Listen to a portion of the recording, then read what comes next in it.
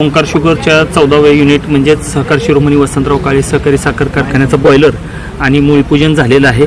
काय सांगाल, कशा पद्धतीने हा कारखाना पुढे मार्गक्रमण करणार आहे? आज सहकार शिरोमणी वसंतराव काळे सहकारी साखर कारखाना सहयोग Omkar corporation limited unit number 14 ह्याचा गळीत हंगाम शुभारंभ आज रोजी संपन्न झाला असं मी जाहीर करतो। आणि हा कारखाना 5 लाखाचं गाळप होणार आहे आणि जिल्ह्यात उच्चांकी बाजार ही परंपरा ओंकारची 100% राहणार आहे। ऊस दराच्या बाबतीत आपण असं आता भाषणामध्ये सांगितलं की जिल्ह्यामध्ये सगळ्यात जास्त उच्चांकी दर आपला असणार आहे। कसं असणार आहे? एफआरपीच्या पेक्षाही जास्त असणार आहे का? एफआरपी पेक्षा गेल्या वर्षी आपण 300 रुपये दिले, ह्या वर्षी 100% एफआरपी पेक्षा जास्तच असणार आहे। तो सोलापूर जिल्ह्यातले अनेक कारखाने आज ओंकार शुगरच्या माध्यमातून सहयोगी तत्वावर चालवले जात आहेत।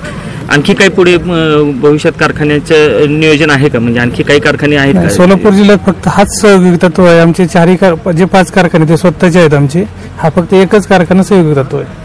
असा आरोप केला जातो की बोत्रे पाटील कारखाने घेत सुटलेले आहेत आणि सहकार मोडीत काढण्याचा हा एक प्रकार आहे, असं आरोप केला जातो तुमच्यावर। सहकार जागेवर ठेवूनच कारखाने ते सहकाराला कुठे हात नाही लावलेला।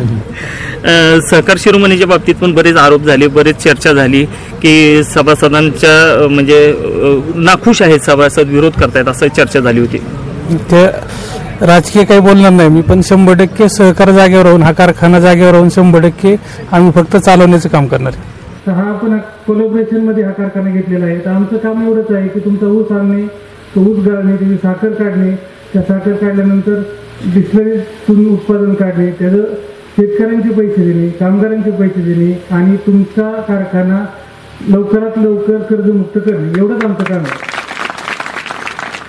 रोज कुणी काही बातम्या देऊ त्याकडे कुणी लक्ष न घालता आपल्या कारखान्याचं 5 लाख ते 5.5 लाख कसं कृषी गुण याच्याकडे सभासदांनी लक्ष द्यावं अशी माहिती सर्व सभासदांना ओंकारतर्फे आणि सहकार शिरोमणी शंकरराव काळे कारखान्यातर्फे वसंतराव काळे कारखान्यातर्फे विनंती करतो। आपला उद्देश काय आहे की 5 लाख क्रशिंग करणे। जिल्ह्यात आपण ठरलेलंच आहे की जिल्ह्यात कुणीही किती बाजार दिला तरी उच्चांकी बाजार हा ओंकार दूध देणार, हे आपण पहिल्यांदा जाहीर केलेलं आहे।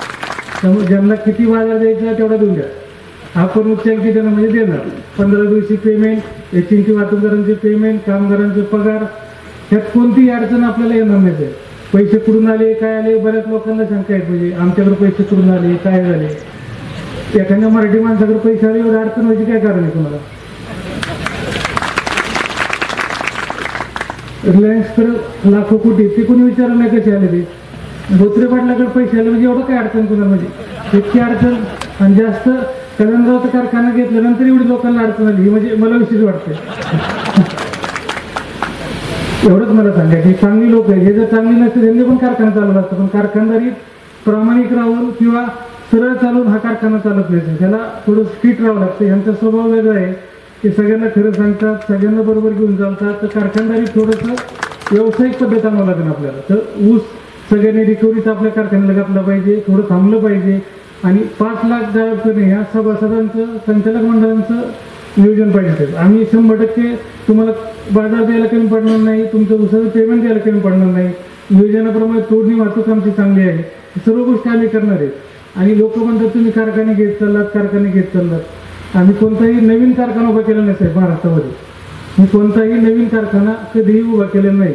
पण जसे संत सहकार महर्षी वसंतराव काळे यांनी स्वप्न होतं हा कारखाना उभा केला, ते वैद्यनाथ सहकारी कारखाना गोपीनाथ मुंडेचं स्वप्न होतं, कर्मजी बाजीराव पाटील यांचं स्वप्न होतं, प्लस आमचे जे शिवाजीराव निलंगेकर पाटील ते मुख्यमंत्री त्यांचं स्वप्न होतं, परत सातपुड्याचे पिके अण्णा पाटील असे जुने कारखाने त्यांनी मेहनतीने सायकलीवर जाऊन गाड्यावर जाऊन हे कारखाने उभे केले आहेत। ते कुणीतरी चालवले पाहिजेत ना, ते चालवण्यासाठी आपण हे कारखाना चालवते, त्यातून पैसे भेटावेत, आम्ही लई मोठे व्हावे असा काही उद्देश नाही। त्यामुळे हा कारखाना सभासदांचा आहे, सभासदांचा राहणार आहे आणि सभासदांचा राहील। त्यासाठी मी सर्व शेतकऱ्यांना, सभासदांना, या भागातील सर्व लोकांना विनंती करतो की जास्तीत जास्त ऊस गाळपासाठी सहकारी शिरोमणी आपला वसंतराव काळे कारखान्याला दिला पाहिजे।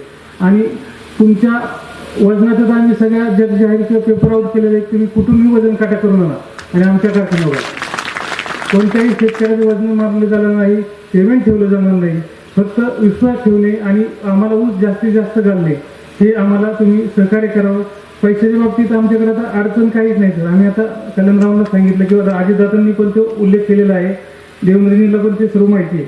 त्या पण कॉपरेटिव्हला तुम्हाला मार्केटमधून पैसे आणणं शक्य नाही, पण आम्ही प्रायव्हेट असल्यामुळे आम्हाला IPOच्या माध्यमातून 0% 0% हजारो कोटी आम्हाला उपलब्ध होऊ शकतात.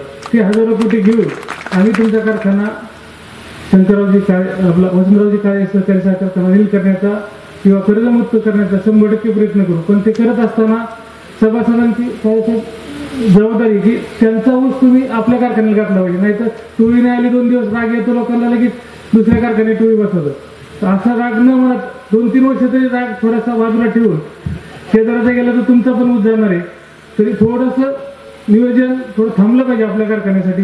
आणि आपल्या कारखान्यासाठी जर तुम्ही थांबलात 5-5.5 लाख गाळप केलं तर 100% जे वसंतराव काळेंचं कल्याणराव काळेंचं जे स्वप्न आहे की हा जिल्ह्यातील चांगला कारखाना, कारण की इथं डिस्लरी आहे, कोजन आहे, प्लॅन्ट पण चांगले आहेत आणि कर्मचारी सगळं 100% चांगले आहेत सगळे. तर सगळ्यांनी जर असं कर्मचारी, आमचा ग्रुप, सभासद, कल्याणराव काळेंचे सर्व संचालक जर एकत्र आलो तर 100% कारखाना चालायला काय लागत नाही. त्यामुळं सर्वांना परत एकदा जास्त न बोलता विनंती करतो की सर्वांनी ह्या कारखान्याला ऊस घालावा. बाजारभावाविषयी कुणी चिंता न करता जिल्ह्यात उच्चांकी बाजार आपली परंपरा आपण 100% ठेवू. 15 दिवशी पेमेंट आणि कोणत्याही लोकांचं पेमेंट राहणार नाही त्याची ग्वाही मी आमच्या ग्रुपतर्फे देतो.